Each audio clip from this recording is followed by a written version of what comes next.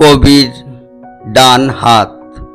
কথা ও কথোপকথনে আমি উত্তম কর্মকার। আজ ধরা পড়েছে এক ঘোরেল কবি পূর্ব কলকাতার এক উলঙ্গ বস্তির থেকে।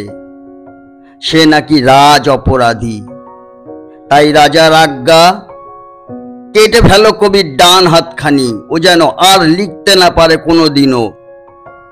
কবির দেশের মূর্খ মন্ত্রী, স্বৈরতন্ত্রের স্বৈরাচারী রাজা, তবুও তো এ যে রাজার আজ্ঞা, রাজদণ্ড, তাই ফেরাবার অবকাশ কোথা?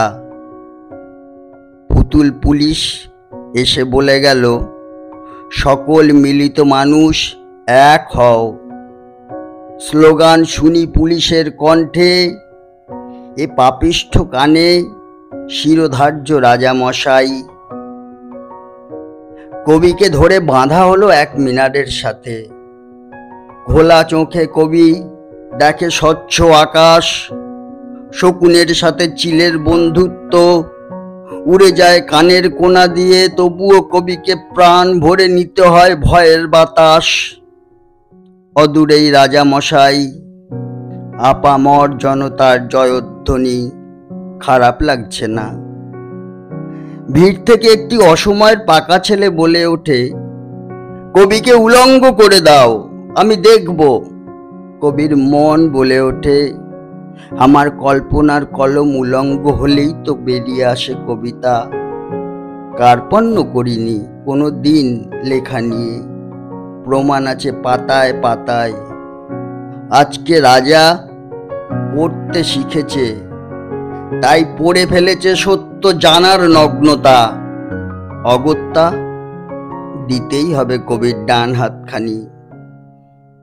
মিনারের আকাশ ছেয়ে গেলেও কালো মেঘে, সেই কালোকে আরও কলঙ্কিত করেছে কিছু চিল শকুনের দল হাতখানি খাওয়ার আশায়। কবি তাঁর ডান হাতখানিতে জয়ের চিহ্ন তুলে ধরলেন, তোমরা আমার লেখা বন্ধ করতে পারবে না। যত দিন বেঁচে আছি। হাতখানি বাঁধা হলো এক কাঠের পাটাতনে। উন্মুক্ত জনতার চিৎকারে ভরে উঠল মিনার চত্বর। সবাই এসেছে আজ এক নরবলির প্রত্যক্ষ প্রমাণ হতে। বিজ্ঞানের স্নাতক মহিলা বলে উঠলেন, ওর গলাটা কেটে দিলে ভালো হতো, আমরা তাহলে অনেক কিছু শিখতে পারতাম। কবি মনে মনে বলে উঠলেন, আমি লিখতে পারলে তোমাদের অনেক কিছুই শিখিয়ে দিতে পারতাম। এরই মাঝে জল্লাদের উপস্থিতি কবির মনকে ব্যথার বিষাদে ভরিয়ে তোলে। তবুও তিনি বললেন, আমি লিখব। আসলে কবি কি লিখেছিলেন? তখন তাকায় ওর দিকে। পাশের জন বলে উঠল, নিশ্চয়ই বাজে কিছু, না হলে কি হাত কাটা যায়? আচমকা জল্লাদের খড়গ উপর থেকে নিচে নেমে এলো। কবির ডান হাতের কবজি বরাবর ভাগ হয়ে গেল, পড়ে রইল নিথর একটি ডান হাত। কবি কিছুটা আর্ত স্বরে চেঁচালেন।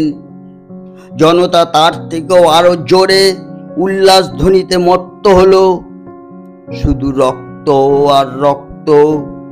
একটু বাদেই হাতখানা নিয়ে যায় রাজকর্মচারী রাজার কাছে, তিনি যে দেখতে চেয়েছেন।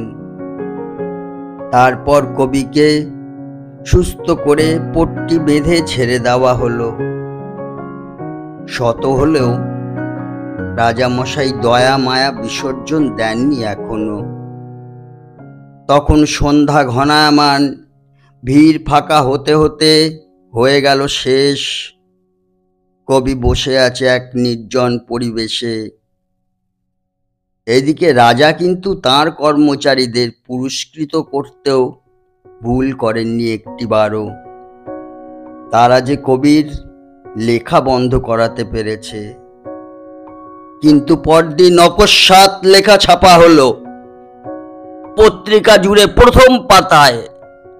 আমার লেখা আজ পর্যন্ত কেউ বন্ধ করতে পারেনি, পারবেও না। আমি যে বাঁ হাত দিয়ে লিখতাম।